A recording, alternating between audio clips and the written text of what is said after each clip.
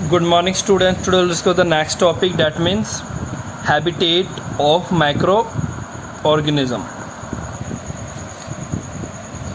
Microorganism are found in practically all the places. Means क्या है बच्चे कि माइक्रोऑर्गेनिज्म के रिगार्डिंग हमने क्या पढ़ना है कि माइक्रोऑर्गेनिज्म कहाँ कहाँ पाया जाता है और किन किन प्लेसेस है, मतलब कौन कौन से प्लेसेस है हमारे अर्थ में या हमारे बॉडी में या हमारे आसपास जहाँ पे माइक्रोऑर्गेनिज्म क्या पाया जाता है। ठीक है बच्चे, तो सबसे पहले क्या microorganism found in the practically all the places.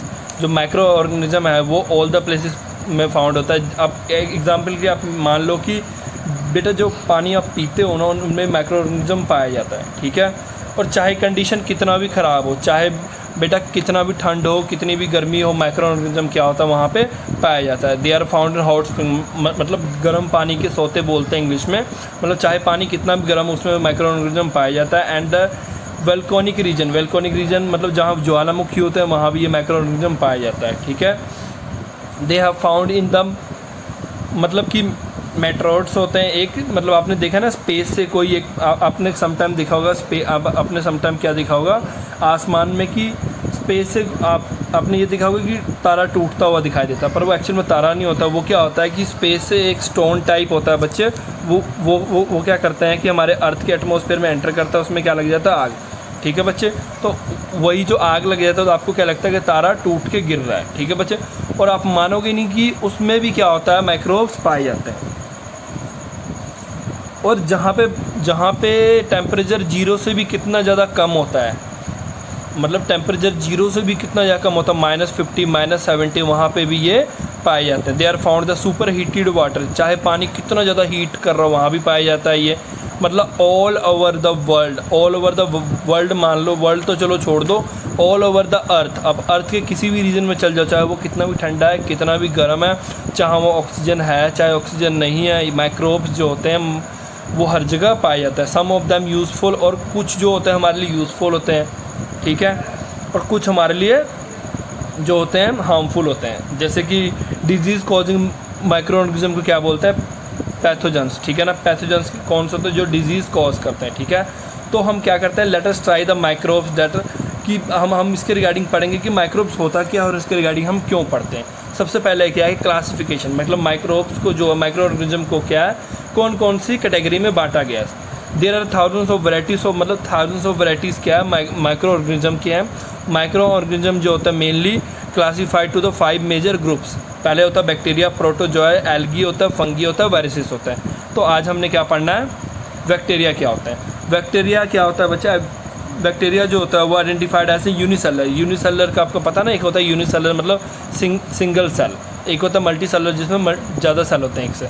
Unicellular organism होता है वो फाउंड होता है एवरीवेयर इन द वाटर हो, एयर हो, सॉइल हो, फूड हो, इनसाइड आवर बॉडी भी हो, वो पाया जाता है। ये single cell is known as bacterium. ये जो सिंगल सेल होता है इसलिए इसे बैक्टीरियम भी बोलते हैं।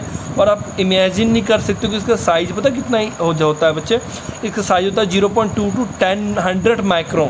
इसका साइज मतलब 0.2 से 100 माइक्रोन, और 1 माइक्रोन पता कितना छोटा होता है, 1 million of the meter. 1 meter को आपने क्या करना है 10 लाख से गुना कर देना है, मतलब 1 मीटर को आपने 1 के नीचे क्या करना है 6 जीरो लगाकर मल्टीप्लाई कर देना है। तो इसका जो आंसर आएगा ना 1 को इससे मल्टीप्लाई करके जो आंसर आएगा ना इसका साइज़ उतना बड़ा होता है। आप सोच लो कि इतना छोटा, हमारे हेयर से भी कितने मतलब लाखों गुना छोटा होता है ये। They generally through the first living organism involve. और ये आप मानोगे नहीं कि आप इंसान के आने से पहले से भी ये एग्जिस्ट कर रहे हैं अर्थ पे। ठीक है, जब इंसान भी नहीं था, जब कुछ नहीं था अर्थ पे, तब से ये एग्जिस्ट कर रहे हैं। They believe to appear around there thousands of millions of year ago, हमारे आने से 1000 मिलियन ईयर अगो से ही एग्जिस्ट कर रहे हैं। They are also simplest living organism of the found in earth. अगर हम इसका स्ट्रक्चर की बात करूँ, ये देखो इसमें क्या होता है, इसको बोलते हैं सेल वॉल। ठीक है, ये जो आपको ग्रे और इसके जो ये दिख रहा है ना आपको लाइन, ये होता है सेल वॉल होता है। ये जो आपको ब्राउन ग्रे सा दिख रहा है इसे सेल मेम्ब्रेन बोलते हैं। ये जो डॉट्स दिख रहे हैं साइटोप्लाज्म बोलते हैं। ठीक है ना, और इसे न्यूक्लियर मटेरियल्स बोलते हैं। और ये जो होता है फ्लैगिला बोलते हैं इसको, ये जो आपको दिख रहा है ना ये टाइप का, ये वाला फ्लैगिला बोलते हैं।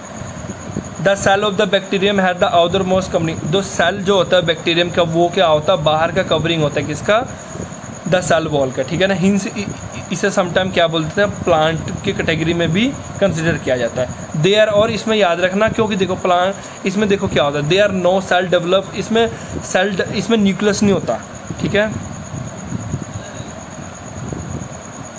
और इसमें क्या होता है, नो वेल डेवलप्ड न्यूक्लियस, इसमें वेल डेवलप्ड न्यूक्लियस नहीं होता, बट इसमें वेल डेवलप्ड न्यूक्लियस नहीं होता, बट न्यूक्लियर मटेरियल जो होता है फाउंड स्कैटर्ड इन द, मतलब इसमें देखो बच्चा, न्यूक्लियस वेल डेवलप्ड न्यूक्लियस नहीं होता, आप ध्यान से देख रहे हो ना, इसमें वेल डेवलप्ड न्यूक्लियस नहीं है, बट जो न्यूक्लियर मटेरियल होता है, मतलब डीएनए आरएनए आप जैसे मान सकते हो, उसे न्यूक्लियर मटेरियल कहते हैं, वो क्या होता है, स्प्रेड होता है। स्प्रेड मतलब स्कैटर्ड मान सकते हो, ये स्प्रेड मानते हो, वो किस में स्प्रेड होता है, jelly like structure known as cytoplasm present inside the cell, ठीक है, वो स्प्रेड होता है इनके इनसाइड द सेल में। अगर मैं बैक्टीरिया की बात करूँ तो bacteria move with the help of thread like structures. अब ये देख रहे हो ना थ्रेड, ये थ्रेड्स देख रहे हो ना, इनकी हेल्प से ये मूव करता है, ठीक है, जिसे बोलता है फ्लैगिला बोलते हैं, प्रेजेंट ऑल ओवर द, और इनकी पूरी बॉडी पे ये प्रेजेंट होता है। एक क्रस्ट, ठीक है ना, विच इज़ हार्ड प्रोटेक्टिव, और इसमें जो एक क्रस्ट होता है, ये हार्ड प्रोटेक्टिव कोटिंग होता है जो प्रेजेंट सेल में होता है, और ये क्या करता है, इनको बाहर के विस्पर कंडीशन से, हार्मफुल मतलब जो इनको ख़त्म कर दे उस कंडीशन से बचाता है, ठीक है। When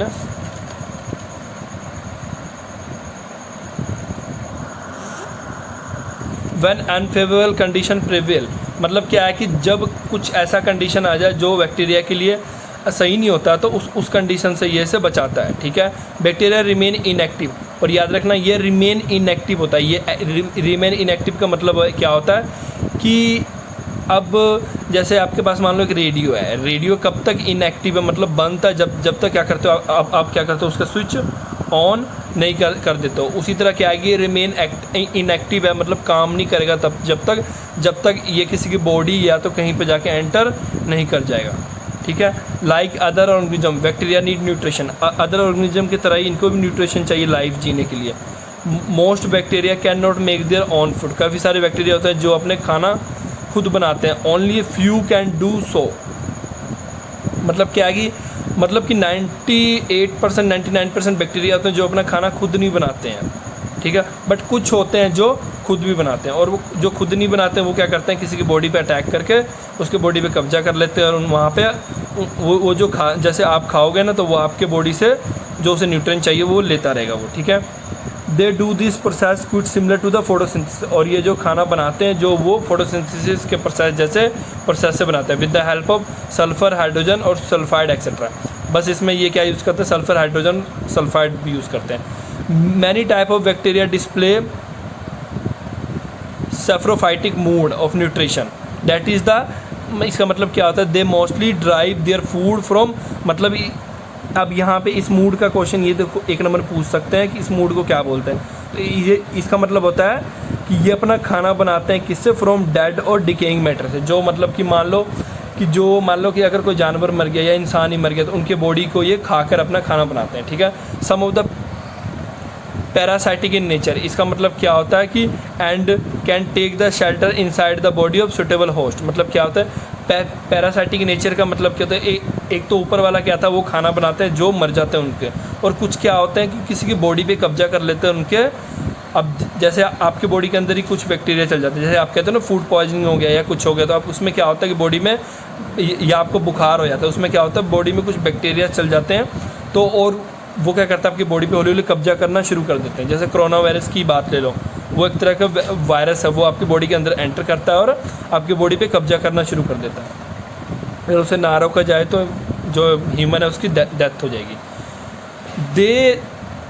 they then pursue to the extract food from the body of host, host मतलब जिसकी बॉडी पे उसने कब्जा किया है। All parasitic bacteria not harmful, मतलब सारे जो ये बैक्टीरिया होते हैं हार्मफुल नहीं होते हैं, और कुछ कम हार्मफुल होते हैं, कुछ ज़्यादा हार्मफुल होते हैं, और कुछ हमारे बॉडी के लिए काफ़ी ज़्यादा हार्मफुल होते हैं। Some species of bacteria require, कुछ को ऑक्सीजन चाहिए during respiration to break down the food and release the energy. कुछ बैक्टीरिया क्या होते हैं कि उनको ऑक्सीजन चाहिए रिस्पिरेशन के लिए, मतलब प्रोसेस करने के लिए टू ब्रेक डाउन, मतलब आपको पता है ना हमारे भी, हम जो आप जो खाना खाते हो वो क्या होता है, बॉडी में जाता है, बॉडी में एसिड्स होते हैं, एसिड्स क्या होता है उसको ब्रेक करते हैं और उससे क्या निकलता है एनर्जी, और उस एनर्जी को हम क्या करते हैं यूज़ करके हमारा बॉडी चलता है। इसी तरह क्या करते हैं कुछ बैक्टीरिया को रिस्पिरेशन, मतलब अपने पूरे बॉडी को प्रोसेस चलाने के लिए वो क्या करते हैं ब्रेक डाउन करते हैं फूड को, वो एनर्जी निकलता है। और ऐसे बैक्टीरिया क्या बोलते हैं एरोबिक बैक्टीरिया। वेरियस फ्यू क्या है कैन विदाउट, और कुछ जो होते हैं विदाउट ऑक्सीजन भी जिंदा रह लेते हैं, उन्हें बोलते हैं एनारोबिक बैक्टीरिया। तो एरोबिक और एनारोबिक बैक्टीरिया क्लियर हो गया होगा आपको यहाँ से।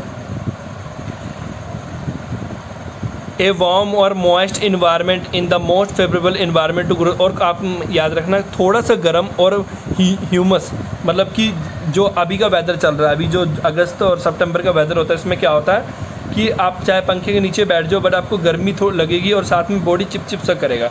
तो ये ऐसा जो कंडीशन होता है सबसे ज़्यादा अच्छा कंडीशन होता है बैक्टीरिया के ग्रोथ के लिए। एंड द रिप्रोडक्शन मतलब कि नए बैक्टीरिया को प्रोड्यूस करने के लिए। They reproduce at the faster rate, और इस टाइम पे वो उसकी प्रोडक्शन काफ़ी ज़्यादा होता है। आप समटाइम फील ऐसे करोगे कि आपके बॉडी में क्या होता है, थोड़ी सी पसीना आता है और आपकी बॉडी स्मेल मारनी शुरू कर देती है, आपको खुद से स्मेल लगेगा। ये क्यों होता है कि जैसे ही थोड़ी सी पसीना आपके बॉडी से निकलता है, बैक्टीरिया वहाँ पे आकर और अपना काम शुरू कर देता है, ठीक है। और वो क्या करता है, आपकी बॉडी के जो पसीना निकलता है वहाँ पे वो अपना काम करना शुरू करता है। इस करके क्या होता है, आपकी जो बॉडी से स्मेल आनी शुरू हो जाती है ड्यू टू दिस, क्योंकि टेम्परेचर।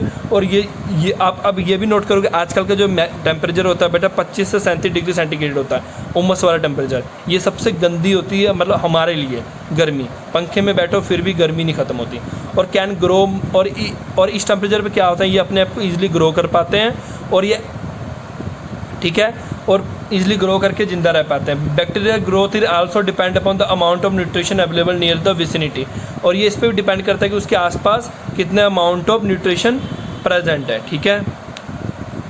अगर मैं नेक्स्ट बात करूं, reproduction in the bacteria commonly take place in the binary fusion, ठीक है ना।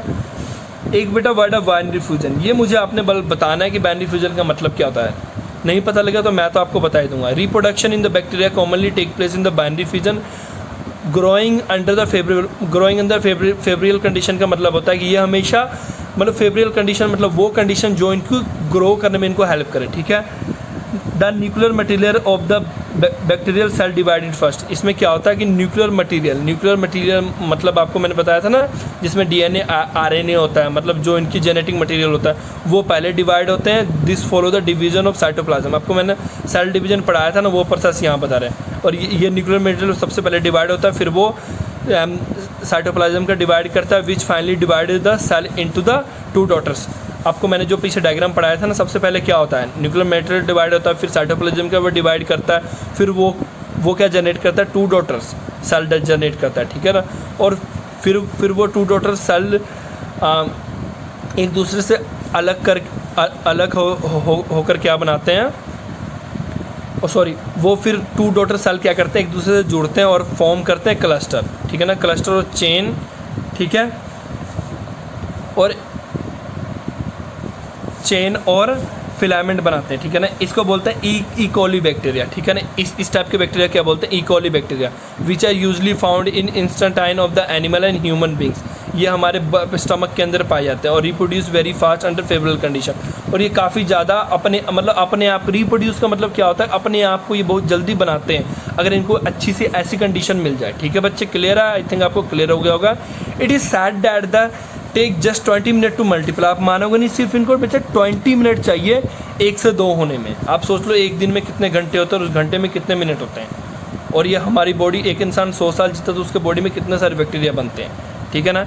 और ये मैंने सिंगल बैक्टीरिया की बात की, हमारी बॉडी में millions of bacteria, her bacteria 20 minute में कितने नए बैक्टीरिया को बनाता है, ठीक है ना। तो आप ये समझ सकते हो कि 1 डे में मिलियंस ऑफ बैक्टीरिया हमारी बॉडी में बनता है, ठीक है। आई थिंक आपको क्लियर हो गया होगा। आज बेटा हमने इतना ही करना है। Thank you for today.